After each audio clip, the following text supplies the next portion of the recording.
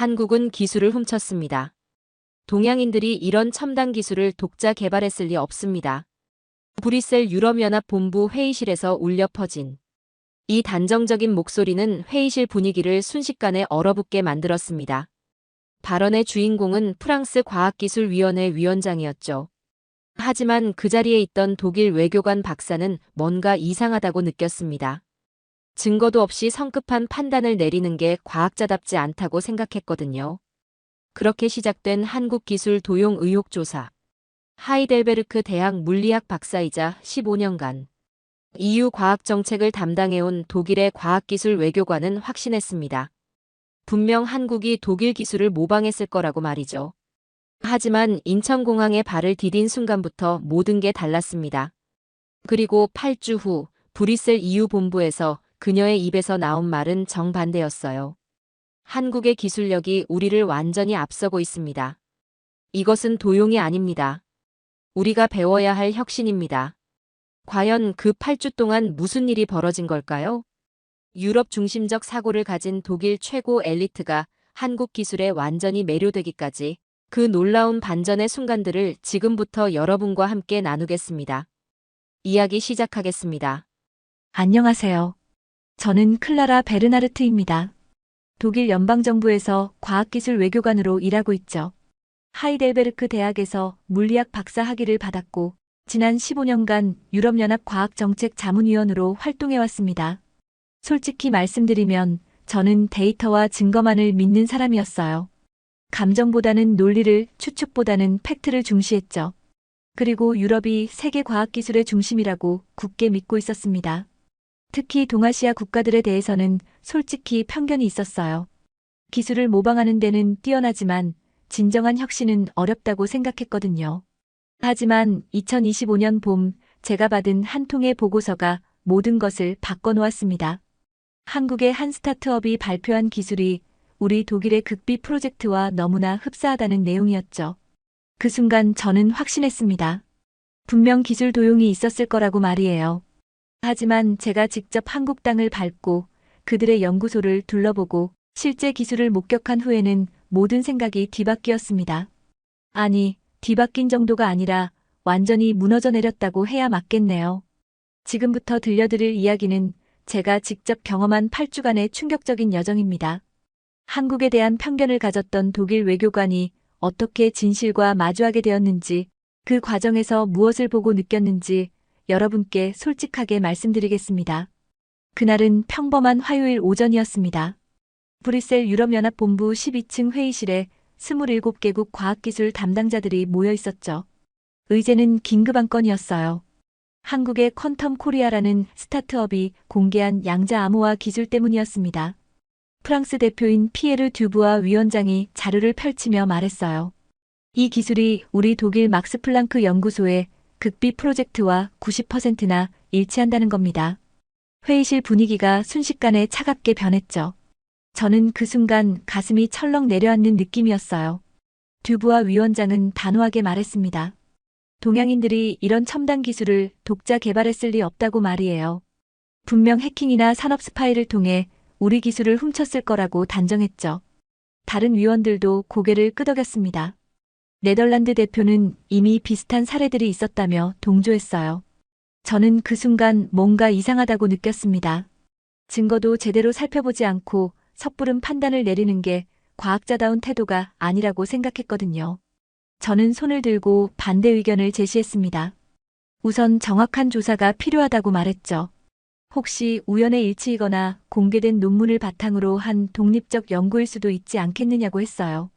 하지만 제 목소리는 묻혔습니다. 듀부아 위원장이 냉소적으로 웃으며 말했어요. 클라라 박사는 너무 순진하다고, 동양인들의 기술 절도는 이미 잘 알려진 사실이라고 했죠. 스페인 대표도 맞장구 쳤어요. 특히 한국은 그런 면에서 악명이 높다고 말했습니다. 다수결로 조사단 파견이 결정됐고 저는 조사 책임자로 임명됐어요. 솔직히 그때만 해도 저 역시 한국이 우리 기술을 모방했을 가능성이 높다고 생각했습니다. 다만 정확한 증거를 찾아야 한다는 생각뿐이었죠. 과학자라면 추측이 아닌 팩트로 말해야 한다고 생각했거든요. 회의가 끝나고 사무실로 돌아가는 길에 동료인 미하엘이 말했어요. 한국은 항상 그래왔다고 우리가 개발한 기술을 베껴서 저렴하게 만드는 게 그들의 특기라고 말이죠. 반도체도 그렇고 자동차도 그렇고 처음엔 모두 모방에서 시작했다고 했어요. 저도 그런 선입견이 있었다는 걸 부인할 수 없습니다. 그날 밤 한국에 대한 자료를 찾아보면서도 확신했어요. 분명 어떤 루트를 통해 우리 기술 정보가 유출됐을 거라고 말입니다. 제 임무는 그 증거를 찾아내는 것이었죠. 하지만 지금 돌이켜보면 그때의 저는 얼마나 오만했던 걸까요? 한국이라는 나라를, 그리고 그 나라 사람들의 능력을 완전히 과소평가하고 있었으니까요. 한국으로 떠나기 전날 밤 저는 가방을 싸면서 생각했습니다. 이번 조사를 통해 진실을 밝혀내고 유럽의 기술 우위를 다시 한번 확인하게 될 거라고 말이에요. 그런데 결과는 정반대였습니다. 제가 발견한 건 기술 도용의 증거가 아니라 한국의 놀라운 기술력이었거든요. 인천공항에 발을 디딘 순간부터 충격의 연속이었습니다. 자동 입국 심사대를 지나면서 독일의 프랑크푸르트 공항보다 훨씬 효율적이라는 생각이 들었어요. 얼굴 인식부터 지문 확인까지 단 30초 만에 끝났거든요. 독일에서는 최소 2분은 걸리는 과정이었는데 말이죠. 공항 전체가 하나의 거대한 스마트 시스템 같았습니다. 실시간 번역 서비스는 기본이고 완벽한 와이파이 환경, 심지어 화장실까지 IoT로 연결돼 있었죠. 화장실 문 앞에 서면 자동으로 불이 켜지고 사용 현황까지 실시간으로 표시되더군요. 저는 혼잣말로 중얼거렸어요. 독일보다 효율적이라고 말입니다. 김수현 대표와의 첫 만남은 VIP 라운지에서였습니다. 36세의 여성이 저를 향해 다가오더니 유창한 독일어로 인사했어요. 안녕하세요, 박사님. 저는 김수현입니다. 하이델베르크에서 1년간 교환학생을 했었습니다라고 말하더군요. 발음도 거의 완벽했어요. 순간 당황했습니다. 제가 다닌 같은 대학에서 공부했다는 말에 놀랐죠. 김수현 대표는 자연스럽게 독일어와 영어를 오가며 대화했습니다. 실리콘밸리에서 5년간 근무했고 카이스트에서 박사 학위를 받았다고 했어요. 그리고 독일 교환학생 시절에 제가 쓴 양자물리학 논문을 읽었다고 하더군요. 저는 내심 복잡했습니다. 예상했던 것과 너무 달랐거든요. 솔직히 동양의 작은 나라에서 온 사람이 이렇게 글로벌한 백그라운드를 가지고 있을 거라고는 생각하지 못했어요. 더욱이 제 논문까지 알고 있다니 정말 놀라웠습니다. 하지만 겉으로는 냉정함을 유지했어요. 김수현 대표가 공항에서 시내로 가는 길에 설명해줬어요. 지하철과 버스가 모두 디지털 결제 시스템으로 연결돼 있고 실시간 교통정보가 모든 정류장에 표시된다고 했죠. 심지어 지하철 도착 시간까지 정확하게 예측된다고 하더군요. 저는 창밖을 보며 생각했습니다. 확실히 인프라는 잘 구축돼 있다고 말이에요. 공항 철도를 타면서 더욱 놀랐어요. 열차 내부가 완전히 디지털화되어 있었거든요. 각 좌석마다 개인용 모니터가 있고 무료 와이파이는 물론이고 USB 충전 포트까지 갖춰져 있었어요. 독일의 IC 고속열차보다 훨씬 편리했습니다. 하지만 여전히 경계심은 놓지 않았습니다. 거치장은 화려할 수 있지만 진짜 기술력은 다른 문제라고 생각했거든요.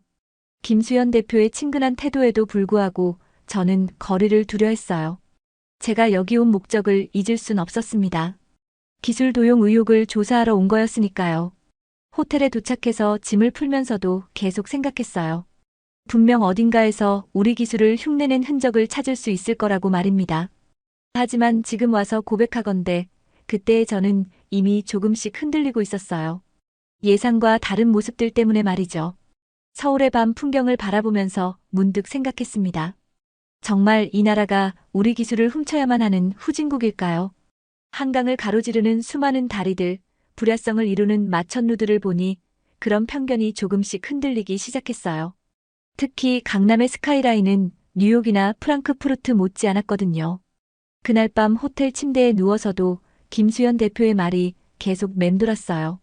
내일 연구소에서 모든 것을 보여드리겠다고 했던 그 자신 있는 목소리 말입니다. 과연 무엇을 보게 될까 정말 궁금했어요. 퀀텀 코리아 연구소를 방문한 날은 제 과학자 인생에서 가장 충격적인 하루였습니다. 판교 테크노밸리에 위치한 그 건물은 겉보기엔 평범해 보였어요. 하지만 안으로 들어서는 순간 모든 게 달랐습니다. 로비부터가 첨단 기술의 집합체였거든요. 김수현 대표가 직접 연구실을 안내해줬어요. 양자 컴퓨터 시스템이 가동되고 있었는데 그 규모에 먼저 놀랐습니다. 독일에서도 이 정도 장비를 갖춘 곳은 막스 플랑크 연구소 정도밖에 없어요. 더 놀라운 건 모든 장비가 최신형이었다는 점이죠. 심지어 독일에서도 아직 도입하지 못한 IBM의 최신 양자 프로세서까지 있었어요. 김수현 대표가 시연을 시작했습니다. 양자 얽힘을 이용한 암호화 통신 시스템이었어요. 저는 처음엔 회의적이었습니다. 이론적으로는 가능하지만 실제 구현은 매우 어려운 기술이거든요. 독일에서도 아직 연구 단계에 머물러 있는 분야였죠. 특히 노이즈 문제와 디코히어런스 현상 때문에 상용화는 거의 불가능하다고 여겨지던 기술이었어요. 그런데 제 눈앞에서 불가능해 보이는 일이 일어났습니다. 서울과 부산 사이의 실시간 양자 암호 통신이 완벽하게 작동하고 있었어요. 처리 속도는 독일 프로토타입보다 10배나 빨랐습니다. 보안성도 완벽했죠. 중간에 해킹을 시도해봐도 즉시 감지되고 차단됐어요. 저는 손이 떨리기 시작했어요. 이론적으로 불가능하다고 생각했던 일이 제 눈앞에서 현실이 되고 있었거든요. 김수현 대표가 기술적 원리를 설명해줬는데 우리가 독일에서 고민하던 문제들을 완전히 다른 방식으로 해결하고 있었습니다. 특히 양자 오류 수정 알고리즘이 획기적이었어요. 급하게 본국에 전화를 걸었어요. 브뤼셀 본부의 상관에게 말했습니다. 이것은 이론적으로 불가능한 일인데 제 눈앞에서 일어나고 있다고 말이죠. 조사를 보류해달라고 요청했어요. 뭔가 우리가 놓친 부분이 있는 것 같다고 했습니다. 하지만 상관은 차갑게 대답했어요. 속지 말라고, 분명 어딘가에서 우리 기술을 훔쳐온 것일 거라고 말했죠. 혹시 사전에 시나리오를 짜놓고 저를 속이려는 게 아니냐고 했어요. 저는 그 순간 답답함을 느꼈습니다. 직접 보지도 않고 어떻게 그런 판단을 내릴 수 있는지 이해할 수 없었거든요. 연구소를 나서는 길에 김수현 대표가 말했어요. 한국이 이 분야에서 독자적인 길을 걸어왔다고 10년 전부터 정부와 민간이 함께 투자해온 결과라고 했습니다. 특히 삼성과 LG, 그리고 정부 출연 연구소들이 컨소시엄을 이뤄 공동 연구를 해왔다고 하더군요. 저는 그제야 깨달았어요. 제가 얼마나 편견에 사로잡혀 있었는지를 말이죠. 한국을 단순히 모방하는 나라로만 생각했던 제 자신이 부끄러웠어요. 이들은 분명히 독자적인 연구 개발을 해온 거였습니다. 그날 밤 호텔에서 보고서를 쓰면서 고민했습니다. 제가 본 것을 정확히 기록해야겠다고 생각했어요. 설령 본국에서 믿지 않더라도 과학자로서 진실을 써야 한다고 다짐했습니다. 하지만 동시에 두려움도 있었어요. 혹시 제가 잘못 본 건 아닐까 하는 의구심 말입니다. 김수현 대표가 마지막에 한 말이 계속 맴돌았어요. 우리는 남의 기술을 훔칠 필요가 없다고, 우리만의 길을 가고 있다고 했던 그 말입니다. 그 자신감 있는 목소리가 아직도 생생하게 기억나네요. 그리고 그 말이 거짓이 아니라는 걸 저는 직접 확인했거든요. 다음 주부터는 본격적인 한국 기술 탐방이 시작됐습니다. 삼성전자 수원 사업장을 첫 번째로 방문했어요. 반도체 생산 라인을 둘러보는데 정말 경악했습니다. 독일이 2030년 목표로 잡고 있는 7나노 공정이 이미 대량 생산되고 있었거든요. 더 놀라운 건 3나노 공정도 준비 중이라는 거였어요. 생산 라인 매니저가 설명해 주는데 이미 3나노 공정도 상용화 단계라고 하더군요. 저는 속으로 계산해 봤어요. 독일이 따라잡으려면 최소 5년은 걸릴 것 같았습니다. 아니, 솔직히 말하면 따라잡을 수 있을지도 의문이었죠. 인피니언이나 글로벌 파운드리즈 같은 독일 기업들이 한참 뒤처져 있다는 걸 실감했거든요. 더욱 충격적이었던 건 품질 관리 시스템이었어요.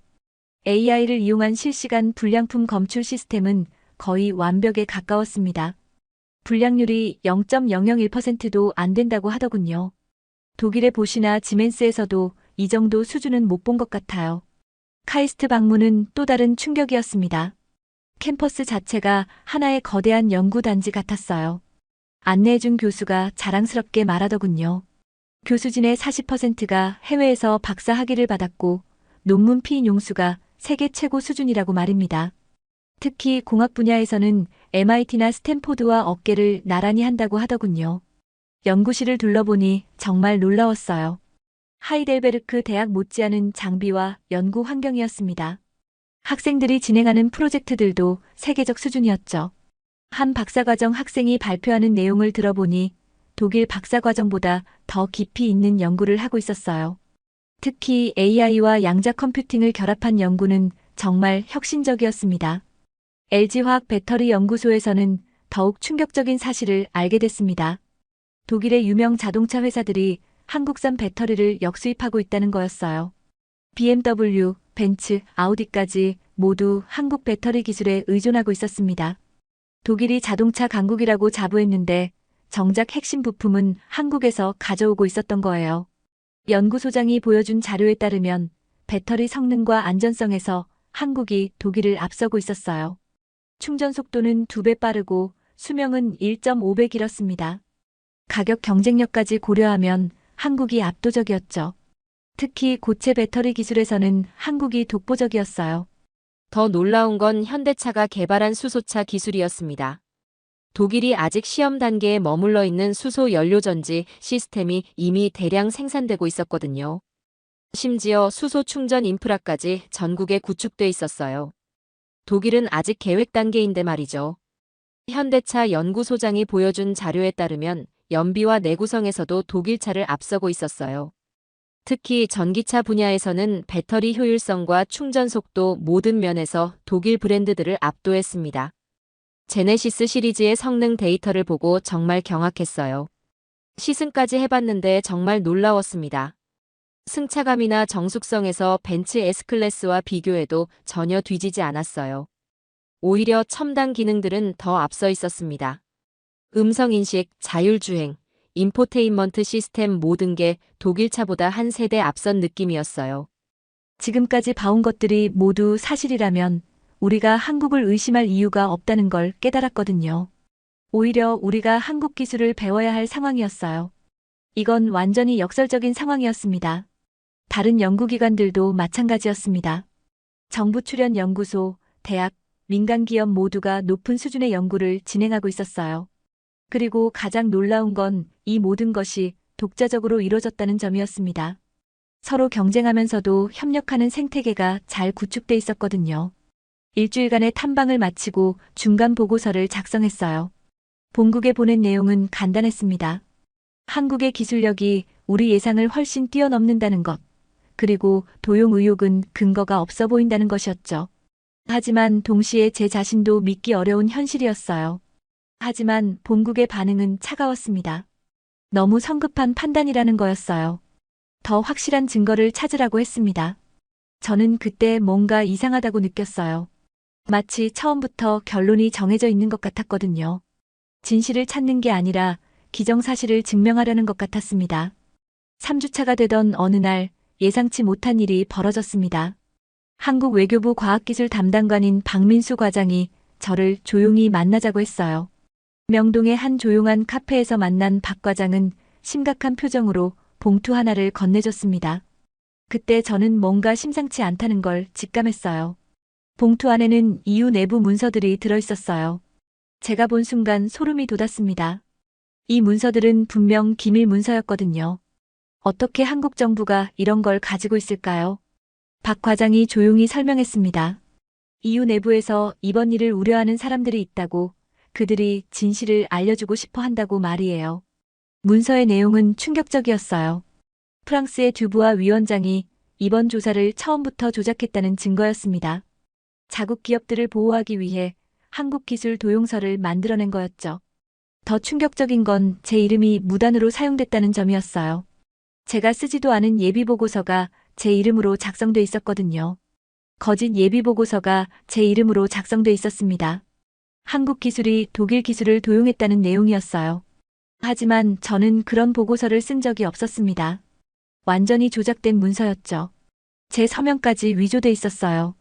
필체를 보니 꽤 정교하게 만들어진 위조였습니다. 박 과장이 말했습니다. 한국 정부가 여러 경로를 통해 이 정보를 입수했다고 했어요. EU 내부에도 이번 일을 우려하는 사람들이 있다는 뜻이었죠. 그들이 진실을 알려주고 싶어 했던 거였습니다.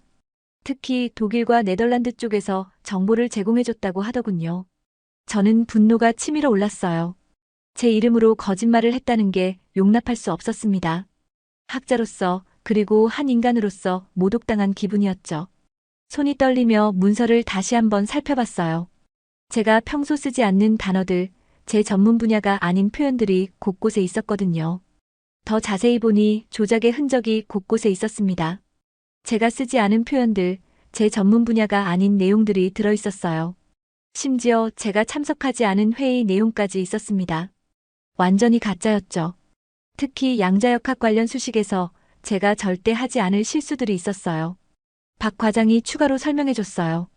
듀부아 위원장이 프랑스 대기업들의 로비를 받았다는 정황도 있다고 했습니다. 탈레스, 에어버스 같은 대기업들이 한국 기업들의 유럽 진출을 막기 위해 압력을 넣었다는 거예요. 한국 기업들의 유럽 진출을 막기 위한 계획된 음모였던 거였습니다. 더욱 놀라운 건 이 음모가 꽤 오래전부터 계획됐다는 점이었어요. 한국의 기술력이 급속도로 발전하자 위기감을 느낀 일부 유럽 기업들이 정치적 수단을 동원한 거였죠. 공정한 경쟁으로는 이길 수 없으니 정치적으로 압박하려 했던 거예요. 그날 밤 저는 잠을 이룰 수 없었습니다. 지난 3주간 제가 본 것들이 모두 진실이었다는 확신이 들었어요. 한국은 피해자였고 우리가 가해자였던 겁니다. 아니, 정확히는 일부 이해관계자들이 가해자였죠. 하지만 저도 그들의 음모에 이용당한 피해자이기도 했어요. 다음 날 아침 김수현 대표에게 전화를 걸었어요. 그동안 의심의 눈초리로 봐서 미안하다고 사과했습니다. 김수현 대표는 따뜻하게 답했어요. 진실을 찾아주셔서 감사하다고, 이제 오해가 풀렸으니 다행이라고 말했죠. 그런데 목소리에서 안도감과 함께 약간의 서운함도 느껴졌어요. 하지만 문제는 이제부터였습니다. 이 진실을 어떻게 세상에 알릴 것인가가 관건이었어요. 강력한 이해관계자들이 반대편에 있었거든요. 저는 큰 결심을 해야 할 시점에 서 있었습니다. 진실을 말하면 제 커리어가 끝날 수도 있었지만 침묵하면 양심에 져버리는 거였어요. 박 과장이 마지막에 한 말이 인상적이었어요. 진실은 언젠가 밝혀진다고, 다만 그 시기가 문제일 뿐이라고 했죠. 그리고 저에게 선택권이 있다고 했어요. 지금 진실을 말할 것인지 아니면 나중에 역사가 판단하게 할 것인지 말입니다. 진실을 알게 된 다음 날 브뤼셀에서 긴급 소환 명령이 떨어졌습니다. 듀부아 위원장이 직접 전화를 걸어왔어요. 한국 측에 너무 우호적이라며 경고했습니다. 즉시 귀국하라는 명령이었죠. 전화기 너머로 들리는 그의 목소리에는 분명한 위협이 담겨 있었어요. 본국으로 돌아가는 비행기 안에서 고민했어요. 제가 발견한 진실을 말해야 할까? 아니면 조용히 넘어가야 할까? 후자를 선택하면 제 커리어는 안전할 거였어요. 하지만 전자를 선택하면 모든 걸 잃을 수도 있었습니다. 42살의 나이에 새로 시작하기엔 너무 늦었죠. 브뤼셀에 도착하자마자 상관과 면담이 있었어요. 부서장인 하르트무트 슈미트가 단도직입적으로 말했습니다. 조용히 넘어가면 승진 추천서를 써주겠다고, 하지만 고집을 부리면 좌천될 거라고 경고했죠. 심지어 연금 수령에도 문제가 생길 수 있다고 협박했어요. 저는 그 순간 선택의 기로에 서 있었습니다. 40대 중반의 나이에 커리어를 포기하는 건 쉬운 일이 아니었어요. 가족도 있고 앞으로의 생활도 생각해야 했습니다. 하지만 양심은 다른 선택을 요구했죠. 과학자로서 진실을 말해야 한다는 의무감이 강했어요. 그날 밤 집에서 가족과 이야기했어요. 남편인 토마스는 제 결정을 지지해줬습니다. 진실을 말하는 게 맞다고, 그게 진정한 유럽 정신이라고 했죠. 17살 딸 안나도 엄마가 옳은 일을 하기를 바란다고 말해줬어요. 비록 경제적으로 어려워질 수도 있지만 가족 모두 저를 지지한다고 했습니다. 다음 날 오후 김수현 대표와 마지막 통화를 했습니다. 한국에서의 마지막 밤이었거든요. 김수현 대표는 제가 어려운 상황에 처했다는 걸 알고 있었어요. 괜찮다고, 억지로 하지 말라고 했습니다. 한국을 위해 개인이 희생할 필요는 없다고 말했죠. 하지만 저는 이미 결심을 굳혔어요. 김수현 대표에게 말했습니다. 진실을 말하겠다고, 그것이 진정한 유럽 정신이라고 했죠. 과학자로서 그리고 인간으로서 해야 할 일이라고 생각했어요. 김수현 대표는 한참 동안 침묵하더니 고맙다고 말했어요. 그 전화를 끊고 나서 정식 보고서 작성에 들어갔습니다. 제가 본 모든 것, 발견한 모든 진실을 담았어요. 한국의 기술력이 얼마나 뛰어난지, 도용 의혹이 얼마나 터무니없는지 상세히 기록했습니다. 특히 각 연구소에서 촬영한 사진과 동영상도 모두 첨부했어요. 조작된 문서들도 모두 첨부했어요. 듀부아 위원장의 음모도 증거와 함께 고발했습니다. 제 서명이 위조된 사실도 포함시켰죠. 이 보고서를 제출하는 순간 제 운명이 결정될 거라는 걸 알고 있었어요. 하지만 후회하지 않으려 했습니다. 보고서를 완성하고 나서 한참을 바라봤습니다. 이 몇 장의 종이가 제 인생을 바꿀 거였어요. 하지만 후회는 없었습니다. 진실을 말하는 것, 그것이 과학자의 의무라고 생각했거든요. 그리고 그것이 제가 딸에게 보여줄 수 있는 올바른 모습이라고 생각했어요. 마지막으로 거울을 보며 다짐했어요. 어떤 결과가 와도 받아들이겠다고 말이죠. 진실을 위해 싸우는 것, 그것이야말로 제가 평생 추구해온 가치였습니다. 이제 그 가치를 지킬 때가 왔어요. 비록 대가가 클지라도 말입니다. 운명의 날이 왔습니다. EU 과학기술위원회의 긴급 청문회가 열린 거였어요. 27개국 대표들이 모두 참석했습니다. 저는 떨리는 마음으로 회의실에 들어갔어요. 듀부아 위원장이 차갑게 저를 바라보고 있었습니다. 그 시선에서 분명한 적대감이 느껴졌어요. 청문회는 제가 최종 보고서를 발표하는 것으로 시작됐어요. 저는 떨리는 목소리로 말문을 열었습니다. 지난 4주간 한국에서의 조사 결과를 발표하겠다고 했죠. 회의실이 조용해졌어요. 27개국 대표들의 시선이 모두 저에게 집중됐습니다. 첫 번째로 한국의 기술력에 대해 설명했습니다. PPT 자료와 함께 제가 직접 촬영한 동영상을 보여줬어요. 퀀텀 코리아의 양자 암호 시스템, 삼성의 반도체 생산 라인, 카이스트의 연구시설들이 화면에 나타났습니다. 위원들의 표정이 점점 진지해졌어요. 제가 제시한 데이터들은 명확했습니다. 한국의 기술이 독일을 포함한 유럽보다 앞서 있다는 증거들이었죠. 처리 속도, 효율성, 상용화 단계 모든 면에서 말입니다. 특히 양자 컴퓨팅 분야에서는 한국이 압도적으로 앞서 있었어요. 듀부아 위원장이 끼어들었어요. 그런 건 모두 조작된 시연일 뿐이라고 주장했습니다. 한국 측이 저를 속였을 거라고 말했죠. 하지만 저는 준비해온 추가 증거들을 제시했어요. 제3자 검증 기관의 인증서까지 보여줬습니다. 두 번째 폭탄을 터뜨렸습니다. 조작된 문서들을 공개한 거였어요. 제 이름으로 위조된 예비보고서를 스크린에 띄웠습니다. 그리고 제가 직접 작성한 진짜 보고서와 비교해서 보여줬죠. 필체 분석 결과까지 첨부했어요. 회의실이 술렁거리기 시작했어요. 위원들이 서로 수군거리며 놀라는 표정을 지었습니다. 듀부아 위원장의 얼굴은 점점 창백해졌어요. 저는 계속해서 증거를 제시했습니다. 이제 더 이상 물러설 곳이 없었거든요. 세 번째로 듀부아 위원장과 프랑스 기업들 간의 연결고리를 폭로했습니다. 로비 자금의 흐름, 비공식 회의 기록들을 모두 공개했어요. EU 내부 고발자들이 제공한 자료들이었습니다. 듀부아 위원장이 완전히 당황한 표정을 지었어요. 독일 대표인 밀러 박사가 일어서서 발언했습니다. 이런 조작이 사실이라면 EU의 신뢰도에 큰 문제가 된다고 했어요. 철저한 조사가 필요하다고 주장했습니다. 다른 위원들도 동조하기 시작했어요. 듀부아 위원장이 변명을 시도했습니다. 이것은 오해라고 클라라 박사가 한국 측에 매수됐을 가능성도 있다고 했어요. 하지만 저는 마지막 증거를 제시했습니다. 듀부아 위원장이 프랑스 기업 CEO와 나눈 통화 녹음이었어요. 그 녹음에서 듀부아 위원장은 명확히 말했습니다. 한국 기업들의 유럽 진출을 막기 위해 정치적 수단을 동원하겠다고 말이에요. 심지어 필요하다면 거짓 보고서도 만들겠다고 했습니다. 결정적 증거였죠. 회의실이 완전히 술렁거렸어요. 여러 위원들이 듀부아 위원장을 향해 질책하기 시작했습니다. 네덜란드 대표는 즉시 사퇴해야 한다고 요구했어요. 스웨덴 대표도 EU의 명예를 실추시켰다며 분노했습니다. 마침내 듀부아 위원장이 굴복했습니다. 조작 증거의 궁지에 몰리며 변명을 늘어놓다가 결국 사퇴하겠다고 선언했어요. 하지만 그것으로 끝이 아니었습니다. 관련된 다른 공무원들도 조사를 받게 됐거든요.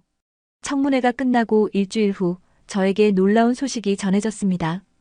EU 집행위원회에서 저를 EU 한국과학기술협력특별대사로 임명한다는 거였어요. 진실을 말한 용기를 인정받은 거였습니다. 처벌받을 줄 알았는데 오히려 승진이었어요. 새로운 임무는 한국과의 과학기술 협력을 강화하는 것이었습니다. 그동안의 오해를 풀고 진정한 파트너십을 구축하는 게 목표였어요. 저는 이 일을 기꺼이 받아들였습니다. 한국의 기술력을 직접 본 사람으로서 이보다 좋은 일은 없었거든요. 첫 번째 공식 업무는 한독 양자기술 공동연구센터 설립이었습니다. 김수현 대표와 제가 공동센터장으로 임명됐어요. 한 달 전만 해도 의심의 대상이었던 김수현 대표와 이제는 동반자가 된 거였죠. 정말 아이러니한 일이었어요. 연구센터 설립 협정 체결식이 브뤼셀에서 열렸습니다. 한국에서 김수현 대표를 포함해 여러 전문가들이 왔어요. 저는 그들을 만나면서 새삼 감회가 깊었습니다. 처음 만났을 때와는 완전히 다른 마음으로 대하게 됐거든요. 협정서에 서명하면서 김수현 대표가 말했어요. 이제 진정한 협력이 시작된다고, 서로 배우고 발전하는 관계가 되자고 했죠. 저도 동감했습니다. 경쟁이 아닌 협력, 의심이 아닌 신뢰가 바탕이 된 관계 말이에요. 6개월 후 저는 한국어 공부를 시작했습니다. 진정한 협력을 위해서는 언어와 문화를 이해해야 한다고 생각했거든요. 처음엔 정말 어려웠어요. 한글이라는 문자 체계부터가 신기했지만 점점 재미를 느끼게 됐습니다. 1년 후 한독 공동연구센터에서 첫 번째 성과가 나왔습니다. 양자암호 통신 기술을 더욱 발전시킨 새로운 프로토콜이었어요. 한국의 하드웨어 기술과 독일의 이론적 기반이 결합된 결과였습니다. 정말 시너지 효과가 대단했어요. 그 성과 발표 기자회견에서 저는 서툰 한국어로 인사말을 했습니다. 안녕하세요. 이제 저도 한국 기술의 동반자입니다라고 말했어요. 기자들이 박수를 쳐줬고 김수현 대표는 감동한 표정을 지었습니다. 2년이 지난 지금 저는 한국을 정기적으로 방문합니다. 매번 올 때마다 새로운 기술 발전을 목격하게 돼요. 한국의 혁신 속도는 정말 놀랍습니다. 그리고 그 모든 게 정당한 노력의 결과라는 걸 이제는 확신해요. 최근에는 한국 정부에서 저에게 과학기술 명예고문직을 제안했어요. 외국인으로서는 매우 이례적인 일이라고 하더군요. 저는 기꺼이 받아들였습니다. 한국과 유럽의 가교 역할을 하는 게 제 사명이라고 생각하거든요. 돌이켜보면 참 많은 일이 있었습니다. 편견에서 시작해서 진실로, 의심에서 신뢰로, 경쟁에서 협력으로 바뀐 여정이었어요. 그 과정에서 저 자신도 많이 성장했다고 생각합니다. 특히 열린 마음으로 세상을 바라보는 법을 배웠어요. 지금 제 딸 안나는 한국어를 배우고 있습니다. 한국 대학에서 교환학생을 하고 싶다고 해요. 저는 적극 지지하고 있습니다. 새로운 세대는 편견 없이 서로 배우고 협력해야 한다고 생각하거든요. 한국에서의 경험은 제 인생을 완전히 바꿔놓았습니다. 기술 도용을 조사하러 갔다가 오히려 한국의 놀라운 기술력을 발견하게 됐어요. 그리고 진실을 위해 싸우는 용기도 배웠습니다. 무엇보다 편견을 버리고 열린 마음으로 세상을 보는 법을 깨달았죠. 지금 저는 매일 감사한 마음으로 살고 있습니다. 한국이라는 훌륭한 파트너를 만났고 진정한 국제협력이 무엇인지 배웠거든요. 앞으로도 한국과 유럽이 함께 발전하는 미래를 만들어가고 싶습니다. 그것이 제가 할 수 있는 가장 의미 있는 일이라고 생각해요. 오늘 영상 어떠셨나요? 때로는 우리의 편견이 얼마나 강한지, 그리고 진실을 마주하기 위해 얼마나 큰 용기가 필요한지를 보여주는 이야기였습니다. 클라라 베른하르트 박사가 브뤼셀로 돌아간 그날 이후 유럽 전역은 뜨거운 논쟁에 휩싸였어요. 일부는 그녀를 배신자라고 비난했지만 더 많은 이들, 특히 젊은 과학자들은 그녀의 진실을 말할 용기에 감동받았습니다. 우리가 당연하게 여기는 기술력들이 독일 최고 엘리트의 눈에는 얼마나 충격적으로 비쳤는지 느끼셨나요? 판교 테크노밸리의 혁신적인 연구소들, 삼성과 LG의 세계 최고 수준 생산 라인, 카이스트의 글로벌 수준 연구 환경. 이 모든 것들이 우리가 자랑스러워해야 할 대한민국의 진짜 실력입니다.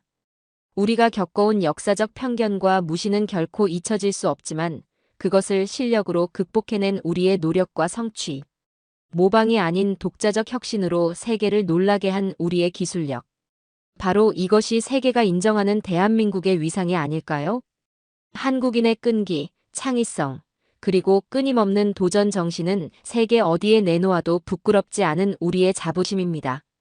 선진국이라 여겨졌던 독일의 외교관조차 감탄하게 만든 우리의 기술력. 대한민국 국민으로 살아간다는 것, 정말 자랑스럽지 않으신가요? 진실은 언젠가 밝혀지게 마련입니다. 그리고 우리나라는 이미 그 진실을 온 세상에 증명하고 있어요. 오늘의 사연은 여기까지입니다. 인생 감동이었습니다. 다음에 더욱 감동적인 이야기로 찾아뵙겠습니다. 감사합니다.